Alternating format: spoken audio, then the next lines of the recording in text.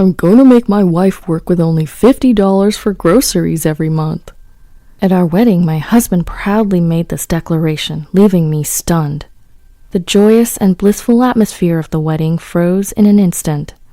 I'm so lucky I've scored myself a cheap housemaid. As I realized that this was his intention, I felt like everything was going dark before my eyes. Then a stern voice echoed throughout the venue. Is that all you wanted to say, you bastard? As my father stood up and approached us, my husband condescendingly said, Don't get cocky, old man. My husband, who was looking down on my father, had no idea about what was waiting for him. My name is Sarah.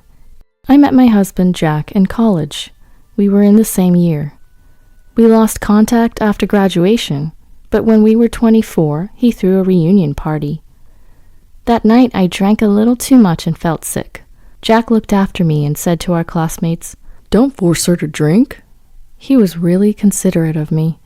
He had matured a lot since his wild college days and treated me really nicely and carefully, as if I were a precious gem or a princess.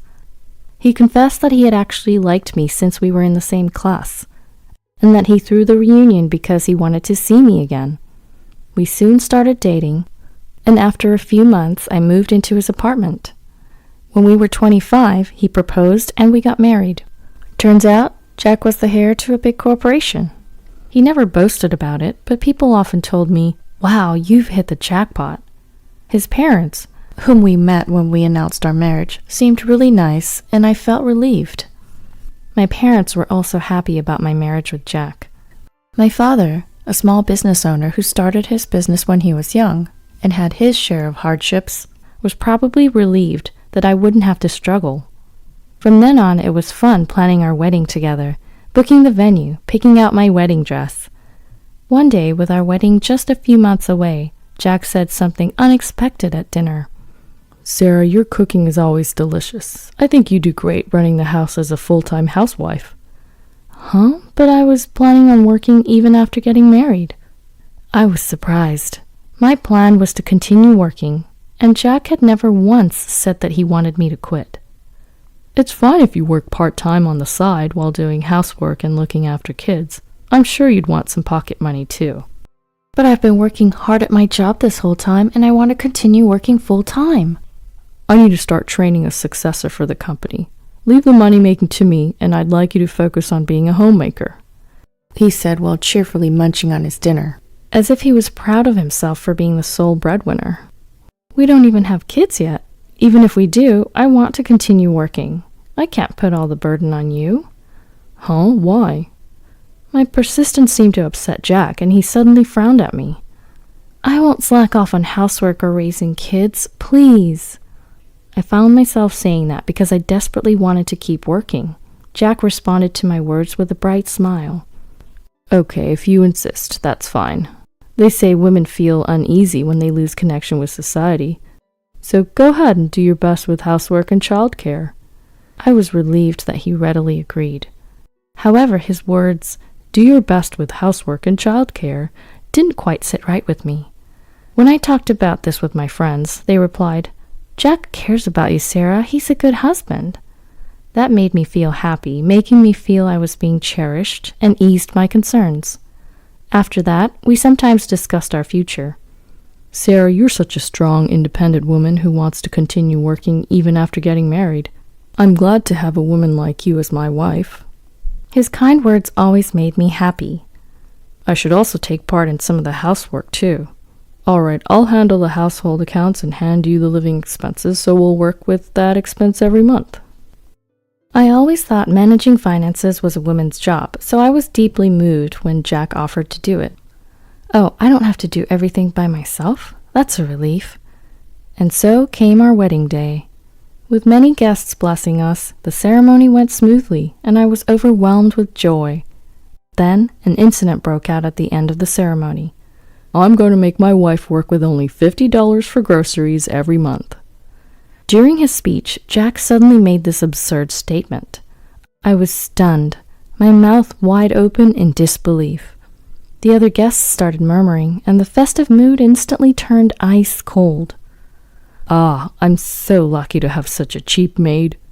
he said, grinning at me, oblivious to the fact that he just ruined our wedding. What on earth is he talking about? I was horrified to see him change so abruptly. I never agreed to such an absurd thing as $50 a month for groceries. You agreed when I said I'll manage the finances, didn't you? Huh? Well, yes. I couldn't believe that this was his plan all along. I blanked out. I suddenly realized that he might have been deceiving me all this time. I let my wife say she wants to do all the housework and childcare while working full-time. I'm sure she'll be able to handle all the chores perfectly and make nutritious, filling meals for just $50 a month. Hearing him spout such nonsense, I quickly covered his mic with my hand.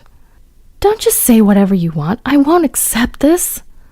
What's wrong? Didn't I tell you to do your best with the housework and childcare? Aren't you supposed to help out too? I never said anything like that. We can't live together like this. Suddenly, Jack's expression changed, and with a terrifying look in his eyes, he whispered in my ear. We're bound by this ceremony. It's too late to cancel the marriage now, right? We've already turned in our marriage certificate. Do you really want to get divorced? You're threatening me. Quit messing with me. I never thought I would argue with Jack, to whom I had pledged my future on what should have been the best day of my life. Filled with regret and anger, I felt my face heat up, tears welling up in my eyes. This isn't what I signed up for. I can't believe I'm going to be misused like a servant by this man. I now deeply regretted marrying Jack. Just then, someone abruptly stood up from their seat and approached us. Is that all you wanted to say, you bastard? It was my father, Robert. His temples were throbbing, his gaze intense. I could tell he was infuriated on my behalf. How dare you treat someone's daughter like this in front of her parents?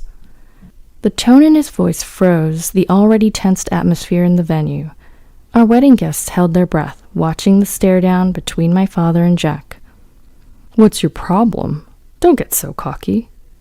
Looking down on my father, Jack had an evil expression that I had never seen before, which made me shiver. My father's the president of a major corporation, and I'm his successor. A small business owner of a company I've never even heard of shouldn't act all high and mighty. When I introduced my father to Jack, he praised my father, saying he was a great man, despite the fact that his company was small. And he even told me, I fell in love with you, and your family background won't change my feelings for you. In the end, he had just deceived me with sweet words. Just as Jack was about to confront my father again, a loud shattering sound of glass shocked the whole venue. We all turned to see what had happened. There stood Jack's father, his hands shaking uncontrollably and his face turning to an alarming shade of blue. In stark contrast to Jack's demeanor, his father had a look of sheer panic on his face. Idiot, stop it, Jack. Don't you dare cross that man. What are you scared of? We could crush this little company in an instant and toss it aside, right? In response to Jack's mockery, his father shouted out in a trembling voice, That gentleman is one of our major shareholders. Huh? This old guy? Jack, with a baffled look on his face, alternated his gaze between his own father and mine. While my father's company was indeed small in scale, he had started it himself, and he received compensation such as executive remuneration and dividends from stocks. Moreover, he held stocks in companies other than his own, and if he sold them, he would have assets amounting to several $100 million. Among these stocks were those of the company owned by Jack's father. That's why my father, as a major shareholder, had the right to influence the company's management policies. When Jack learned this fact, he was stunned and blurted, So did you tell me to date Sarah because you wanted to get your hands on her father's wealth? It's more than that. Jack's father was seeking for something greater out of this marriage, but just didn't tell Jack about it, since his son was a guy full of himself. Jack's father had his eyes on my father's patents. He's currently paying a significant amount of money to my father's company to use that patent, but if Jack and I were to marry, he would no longer have to pay for it, and he could use it freely. Patents? And you were told to date me? Jack, you never actually liked me? What kind of nonsense is that? I'm the son of a major corporation's CEO, you know. If it weren't for my dad's request, I would never be with you. What the hell? I truly loved you. Matter of fact, I was supposed to be set up with a beautiful Harris. Instead, I've been putting up with a mediocre girl like you all this time. You should be grateful." Enraged, Jack knocked a flower from the table, scattering white petals everywhere. "Jack, please don't talk anymore." Jack's father was pale as a ghost, trembling like he was seconds away from fainting. But that's all understandable. His son wouldn't stop making remarks that would infuriate the last person he'd want to cross. "Shut up. It's all your fault, Dad." Just as the father-son argument was about to break out, my father's voice echoed once again. "That's enough." For a moment, the room fell silent. "Sarah, what are you going to do? Do you still want to marry this kind of man?" My father gently asked me, but I quietly shook my head. I can't be happy marrying this sort of man. A man who would treat me as a maid, trying to have me live on $50 for food every month. I just couldn't bear the thought of being with him. This is economic abuse, isn't it, Jack? I will sue you. I'm also going to annul our marriage, so be prepared for that. What? Are you okay with being a divorcee? Well, you're going to be a divorcee too, so we might as well share the pain. I won't hold back anymore. Since I realized he had no love for me, I had completely lost feelings for him. I'd rather be a divorcee than be exploited under such ridiculous conditions. When I firmly stated my decision, my father also nodded in agreement. "That's probably for the best. As for your company, we will take appropriate measures. I wonder what will happen to your company from now on." When my father said this with a terrifying look on his face, it seemed Jack finally realized the gravity of the situation. He fell on his knees, begging for mercy with his father. "Our foolish son has been terribly rude. We promise to educate him well to avoid any future incidents. Please, just don't cancel the marriage."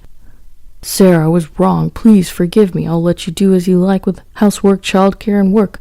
I won't limit your food expenses anymore. You can even hire a maid and relax at home if you want." "We can hear all about your grievances in court. Dad, let's go home." I apologized to all the guests and returned all their gift money. Then I canceled the wedding. Afterwards, thanks to the skilled lawyer hired by my father, we managed to sue Jack in court. The cause of our broken engagement was determined to be Jack's fault, and he was forced to bear the full cost of our wedding fees. Plus, I also received compensation. Moreover, because he failed poorly at securing a convenience marriage and humiliated his father by having him beg on his knees, he got abandoned by his parents as well. There's no way he will ever sit in the CEO chair again. Jack, out of desperation, caused a ruckus at work and got in trouble with the police. From what I've heard, he got fired in the end. He's become worthless, aimlessly living life with no solid job. Of course, there's no chance for him to ever get set up with a Harris anymore. As a result of deceiving me and getting abandoned, his life became miserable. As for me, I ended up being a divorcee, but my father introduced me to a sincere young employee working at his company.